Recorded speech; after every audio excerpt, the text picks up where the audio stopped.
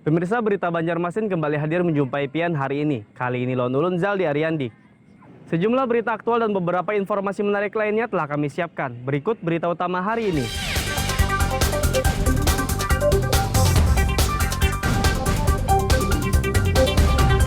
Jalan nasional kilometer 171 Tanah Bumbu longsor, sedangkan jalan alternatifnya rusak, sehingga banyak kendaraan yang terjebak.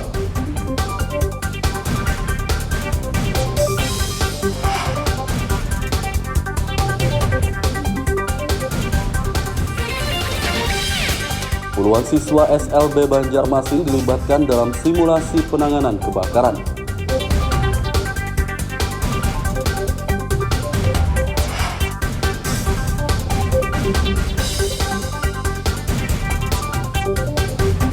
Sembilan partai politik non-parlemen di Kalsel diverifikasi faktual.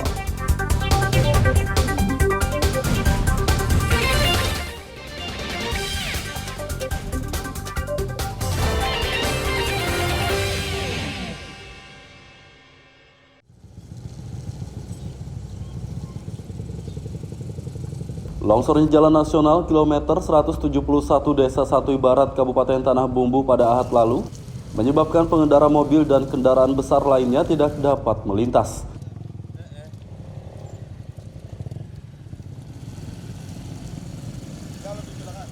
Arus lalu lintas untuk mobil dan kendaraan besar pun dialihkan ke jalan alternatif yang dibangun pemerintah Tanah Bumbu di samping jalan longsor tersebut.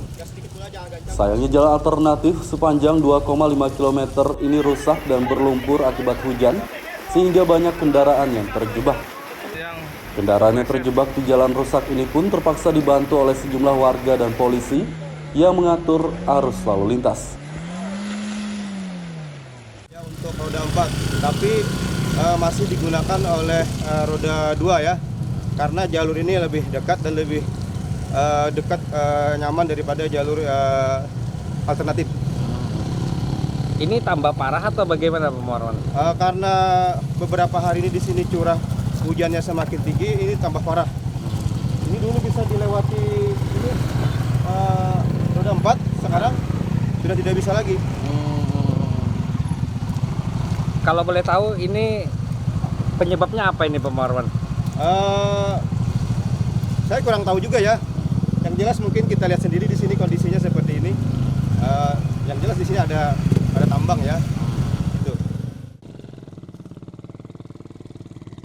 Warga mendesak pihak terkait segera memperbaiki jalan yang rusak akibat longsor agar arus lalu lintas kembali normal. Dari Kabupaten Tanah Bumbu, Lutfi Darlan dan Aryadi Sukma melaporkan.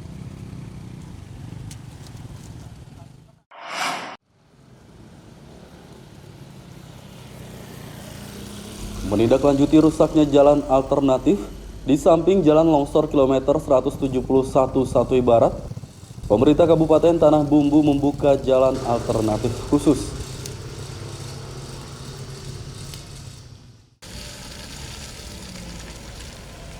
Namun jalan alternatif tersebut hanya boleh dilintasi kendaraan tertentu saja. Jalan milik salah satu perusahaan tambang batu bara ini pun dijaga ketat polisi agar tidak dilintasi kendaraan umum. Kami kemarin dapat istilahnya rekomendasi bisa melewati jalur jalan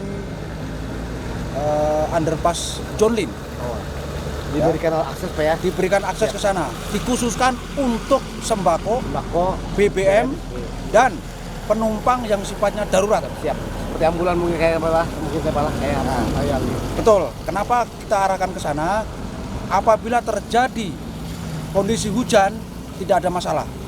Jadi bahan-bahan tersebut bisa langsung disuplai ke tujuan, baik dari Banjarmasin ke Batu Rucin Kota Baru, begitu juga dengan jalur sebaliknya. Pemerintah daerah nggak usah dianukan ya. Siap. Kendaraan yang boleh melintasi jalan ini adalah mobil tangki Pertamina, angkutan logistik, dan angkutan darurat.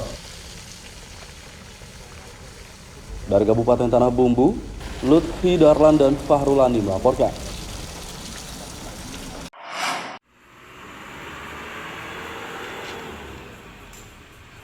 Kolong jembatan HKSN di kawasan Queen Utara Banjarmasin bakal jadi ruang terbuka hijau atau RTH.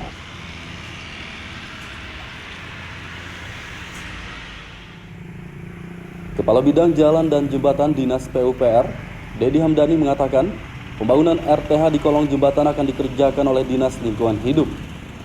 Menurutnya pembangunan RTH belum dapat dipastikan kapan akan dimulai karena desainnya belum selesai.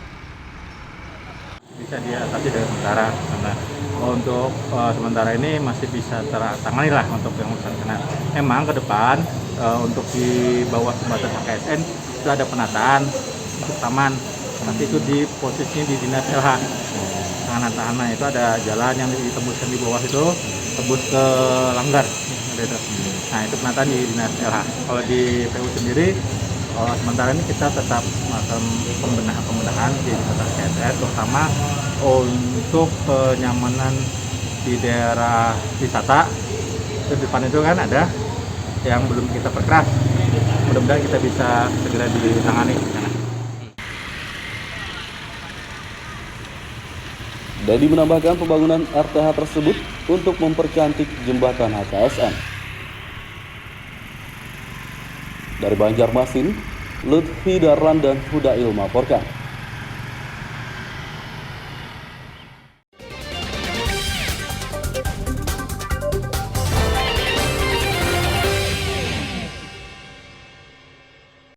Pemirsa masih bersama kami dalam Habar Banjarmasin. Gasan pian yang hanyar bergabung, berikut Habar Banjarmasin utama hari ini.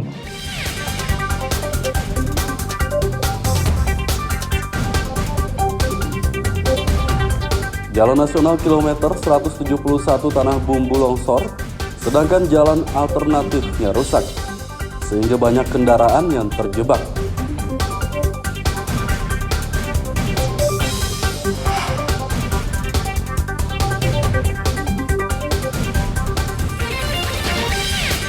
Puluhan siswa SLB Banjarmasin dilibatkan dalam simulasi penanganan kebakaran.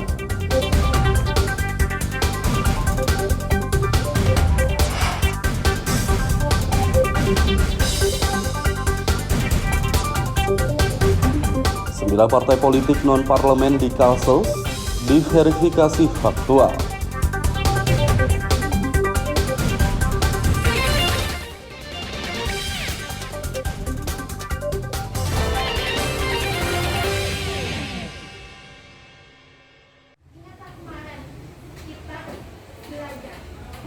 Para siswa sekolah luar biasa SLB Negeri Banjarmasin yang sedang belajar tiba-tiba panik dan berlarian keluar kelas.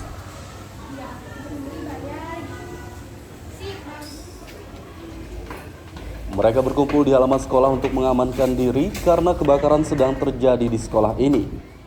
Sejumlah guru dan petugas sekolah pun langsung berjibaku memadamkan kobaran api di salah satu ruang kelas di lantai 2. Si jago merah dapat dipadamkan dengan cepat, namun sayangnya musibah kebakaran ini menyebabkan beberapa siswa cedera. Kebakaran dan siswa cedera ini hanyalah bagian dari simulasi penanganan kebakaran yang digelar oleh BPBD Banjarmasin. Pada simulasi ini BPBD melibatkan puluhan siswa SLB dan sejumlah guru untuk menangani kebakaran dan korban cedera. Khususnya di Pelambuan, kami memberi edukasi tentang bagaimana kan sering terjadi kebakaran, berarti menyelamatkan diri dan menyelamatkan rekan-rekannya saat terjadi kebakaran. Biasanya anak difabel ini karena kekhususannya mereka kadang-kadang malah mendekati kejadian. Makanya kami memberi edukasi untuk menyelamatkan diri bahwa bencana alam itu bukan suatu tontonan. Mereka harus menyelamatkan diri, kemudian menyelamatkan rekan-rekannya dan memberi pertolongan apa yang dapat dilakukan agar selamat dari korban bencana kebakaran. Daerah yang memang rentan dengan bencana kan, baik kebakaran maupun banjir, ya, sehingga mereka berinisiatif untuk membentuk macam satuan pendidikan aman bencana ya. Mereka minta bantuan BPBD untuk melakukan edukasi, pendampingan, sistem segala macam. Alhamdulillah lah, sebagaimana hari ini bisa dilihat ya kan, bahwa antara anak didik dengan para dewan gurunya, kemudian jalur evakuasi segala macam sudah terlihat. Jadi apabila terjadi bencana, kita bisa melakukan penyelamatan anak-anak tanpa ada korban. Simulasi ini untuk mengedukasi para siswa SLB Banjarmasin tentang penanganan kebakaran. Dari Banjarmasin, Lutfi Darlan dan Hudail melaporkan.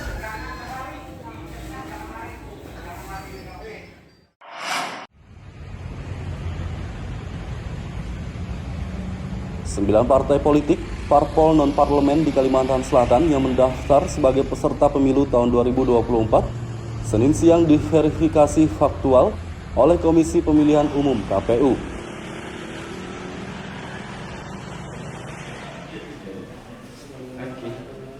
Sejumlah anggota KPU Kalsel mendatangi langsung kantor-kantor parpol non-parlemen yang telah lolos verifikasi administrasi tersebut. Anggota KPU Divisi Teknis Penyelenggaraan Hatmiati Masud mengatakan, data kantor dan kepengurusan dari 9 parpol non-parlemen sesuai Sistem Informasi Partai Politik atau SIPOL. Betul sekali, jadi partai non-parlemen yang memang lolos verifikasi administrasi. Untuk tahapan verifikasi faktual ini berlangsung sampai kapan, Bu? Sampai hari ini untuk tingkat provinsi dan untuk tingkat kabupaten kota itu berlangsung dari tanggal 15 sampai dengan tanggal 4 November. Tapi tadi hasilnya gimana, Bu? Iya, artinya sesuai lembar kerja kita, seluruhnya sesuai, ketua, anggota, sekretaris sesuai, perempuannya juga sesuai, keterwakilannya 30% lebih, kemudian domisili kantor, kelengkapan kantor dan sebagainya juga sesuai. 9 parpol non-parlemen yang diverifikasi faktual adalah Partai Buruh, Partai Garda Perubahan Indonesia atau Garuda, Partai Bulan Bintang PBB, Partai Gelombang Rakyat Indonesia Gelora, Partai Persatuan Indonesia Perindo, Partai Solidaritas Indonesia PSI, Partai Umat, Partai Hati Nurani Rakyat Hanura, dan Partai Kebangkitan Nusantara atau PKN. Dari Banjarmasin, Lutfi Darlan dan Hafiz Araman melaporkan.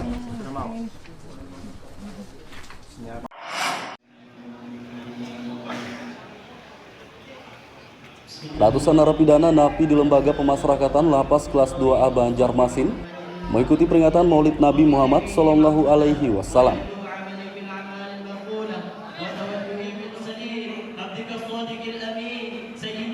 Peringatan Maulid Nabi digelar di Masjid Ba'abut Taqwa Lapas Kelas 2A kawasan Teluk Dalam, Banjarmasin Barat, Selasa pagi.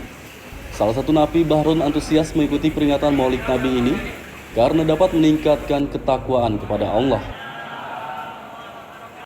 Ya, merasa sekali kami sangat menginginkan angan-angan kedatangan beliau. Alhamdulillah, jadi hari ini akan terkabulkan keinginan kami semua.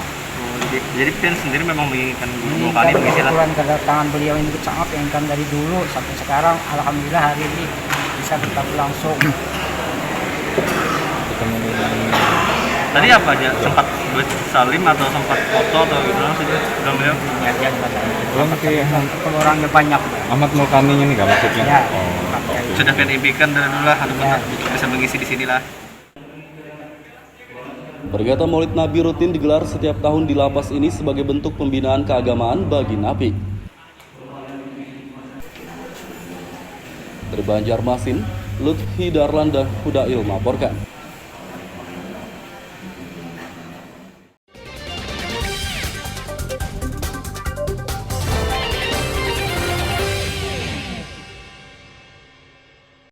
Pemirsa masih bersama kami dalam Habar Banjarmasin. Gasan Pian yang hanyar bergabung, berikut Habar Banjarmasin utama hari ini.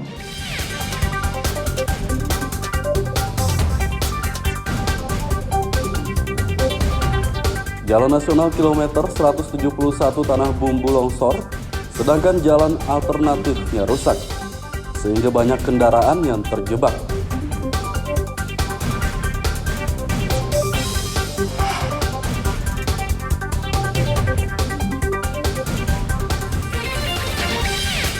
Puluhan siswa SLB Banjarmasin dilibatkan dalam simulasi penanganan kebakaran.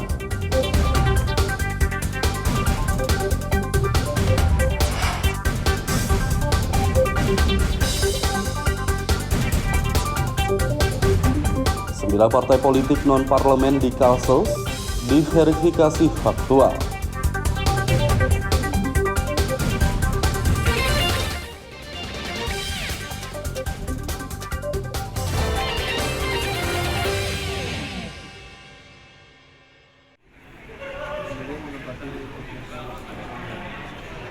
Target pajak bea perolehan hak atas tanah dan bangunan BPHTB di Banjarmasin akan dinaikkan pemerintah setempat.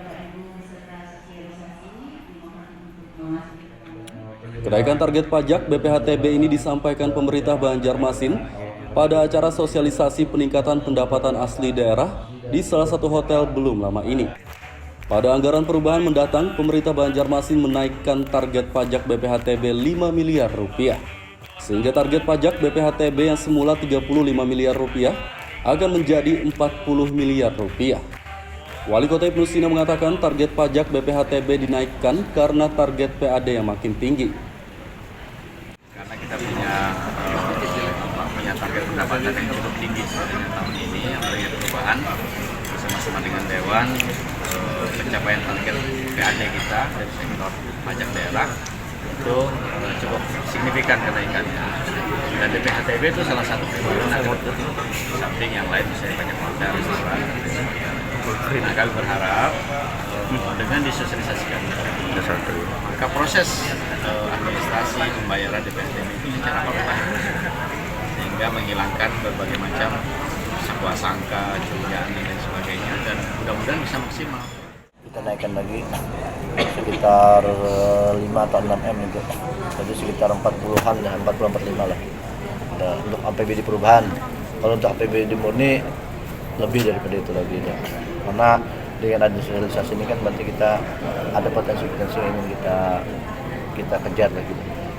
Kalau proyeksi pembenahannya seperti apa khusus BPHTB dan juga sosialisasi yang disampaikan ini apa sebenarnya? Pertama kita ingin memperkenalkan sistem pelaksanaan secara online. Dengan sistem online ini secara administrasi itu kan lebih cepat. Rencananya pemerintah Banjarmasin menaikkan kembali target pajak BPHTB hingga 45 miliar rupiah pada anggaran murni tahun 2023 mendatang. Dari Banjarmasin, Lutfi Darlan dan Hudail melaporkan.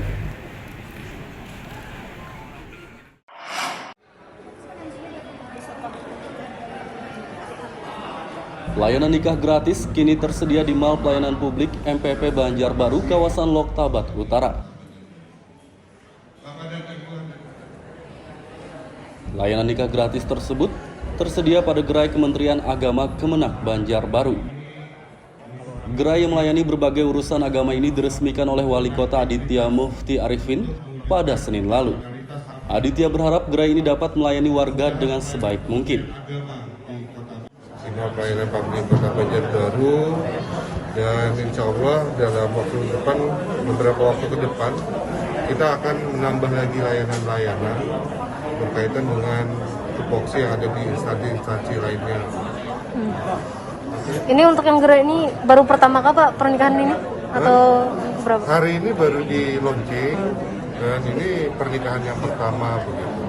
Jadi selain gerai kita juga menyiapkan balai nikah untuk warga yang ingin menikah di Mall Pelayanan Publik. Pada peresmian gerai Kemenak di Mall Pelayanan Publik ini, pasangan penyandang disabilitas mendapat pelayanan pertama nikah gratis. Pernikahan pasangan bernama Nurdin dan Mardiah tersebut disaksikan oleh Wali Kota Banjarbaru dan seluruh orang yang hadir. Pasangan ini pun merasa senang mendapat layanan nikah gratis. Dari Banjarbaru, Lutfi Darlan dan Fahmi melaporkan.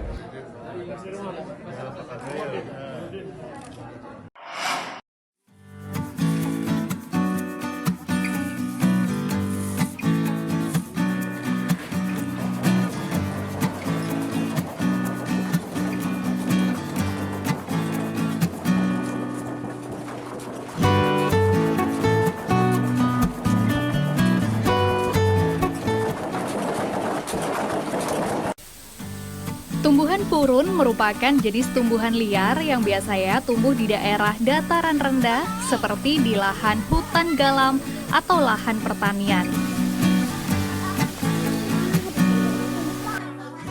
tumbuhan ini biasanya digunakan untuk membuat berbagai macam kerajinan anyaman seperti bakul, tikar, topi, tas, dan berbagai macam kerajinan lainnya.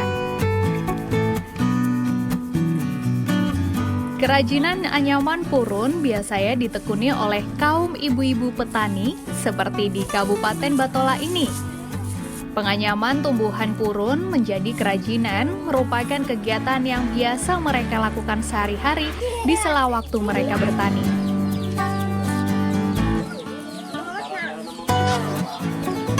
Nah, selain sebagai pengisi waktu senggang dalam bertani, menganyam kerajinan purun ini juga menambah penghasilan mereka. Untuk membuat kerajinan anyaman purun terlebih dahulu dijemur hingga kering dan layu, sehingga tidak mengandung kadar air lagi di dalamnya. Kemudian purun dipilah sesuai ukuran, baik besar dan panjangnya yang berbeda-beda. Setelah dipilih, purun selanjutnya diikat. Kemudian ditumbuk menggunakan mesin tumbuk atau bisa juga secara manual dengan menggunakan kayu.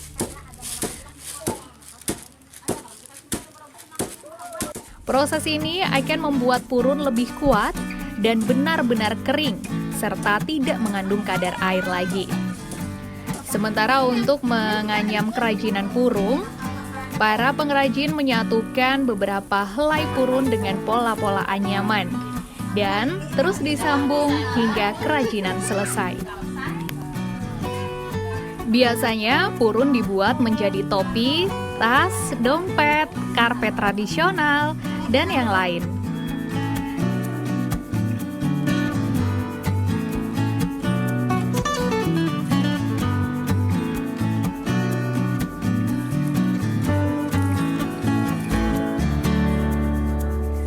Salah seorang pengrajin anyaman purun, yaitu Erna, mengatakan membuat kerajinan purun merupakan kegiatan sampingan selain bertani. Dengan menganyam purun, dia mendapatkan tambahan penghasilan untuk kebutuhan sehari-hari keluarganya. Kalau selain membuat tikar ini apa biasanya? Itu abah rumah petani kita habis tanam ini sampingannya lagi.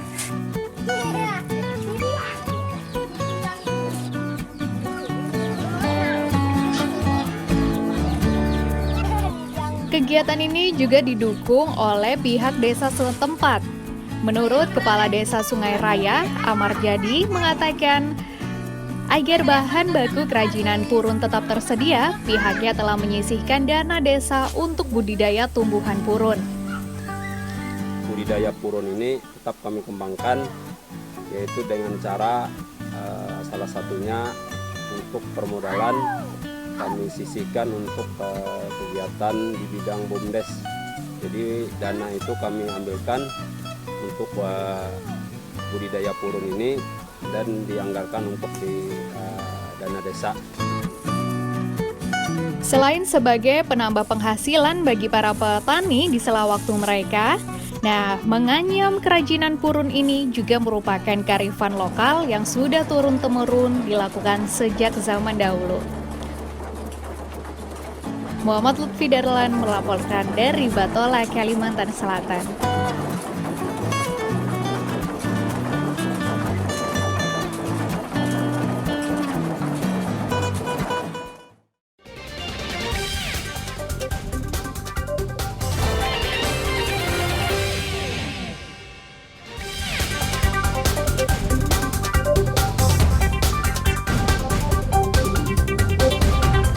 Jalan Nasional kilometer 171 Tanah Bumbu longsor, sedangkan jalan alternatifnya rusak, sehingga banyak kendaraan yang terjebak.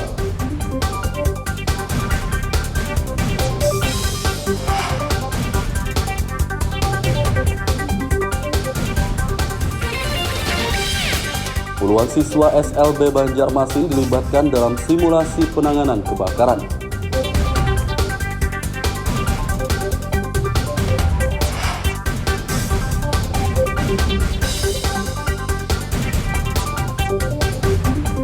Sembilan partai politik non-parlemen di Kalsel diverifikasi faktual.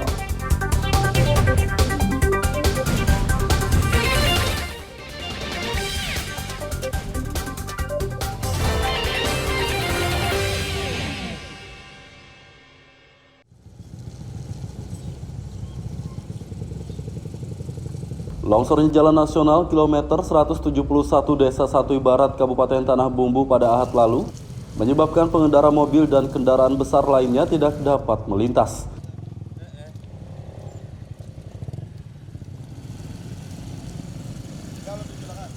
Arus lalu lintas untuk mobil dan kendaraan besar pun dialihkan ke jalan alternatif yang dibangun pemerintah Tanah Bumbu di samping jalan longsor tersebut. Sayangnya jalan alternatif sepanjang 2,5 km ini rusak dan berlumpur akibat hujan sehingga banyak kendaraan yang terjebak. Kendaraan yang terjebak di jalan rusak ini pun terpaksa dibantu oleh sejumlah warga dan polisi yang mengatur arus lalu lintas. Ya, untuk roda 4, tapi masih digunakan oleh roda 2 ya, karena jalur ini lebih dekat dan lebih nyaman daripada jalur alternatif. Ini tambah parah atau bagaimana Pak Marwan? Karena beberapa hari ini di sini curah hujannya semakin tinggi, ini tambah parah. Ini dulu bisa dilewati ini roda 4, sekarang sudah tidak bisa lagi. Kalau boleh tahu ini penyebabnya apa ini Pak Marwan? Saya kurang tahu juga ya. Yang jelas mungkin kita lihat sendiri di sini kondisinya seperti ini. Yang jelas di sini ada tambang ya. Itu. Warga mendesak pihak terkait segera memperbaiki jalan yang rusak akibat longsor agar arus lalu lintas kembali normal. Dari Kabupaten Tanah Bumbu, Lutfi Darlan dan Aryadi Sukma melaporkan.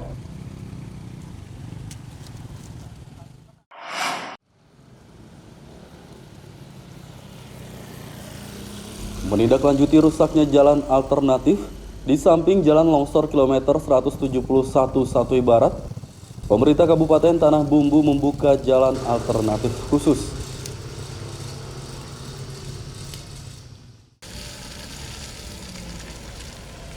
Namun jalan alternatif tersebut hanya boleh dilintasi kendaraan tertentu saja.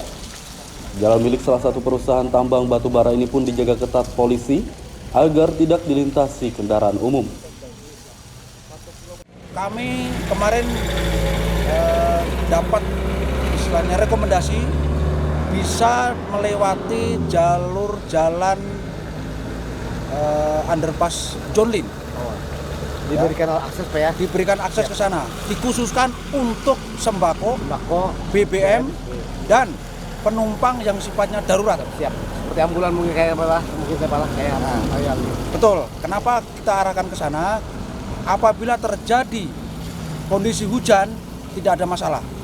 Jadi bahan-bahan tersebut bisa langsung disuplai ke tujuan, baik dari Banjarmasin ke Batu Rucin Kota Baru, begitu juga dengan jalur sebaliknya. Pemerintah daerah nggak usah dianukan ya. Siap. Kendaraan yang boleh melintasi jalan ini adalah mobil tangki Pertamina, angkutan logistik, dan angkutan darurat. Dari Kabupaten Tanah Bumbu, Lutfi Darlan dan Fahrulani melaporkan.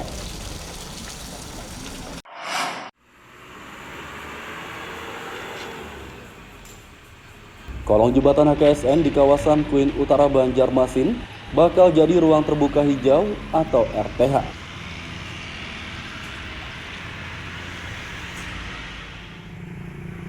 Kepala Bidang Jalan dan Jembatan Dinas PUPR, Dedi Hamdani mengatakan, pembangunan RTH di kolong jembatan akan dikerjakan oleh Dinas Lingkungan Hidup.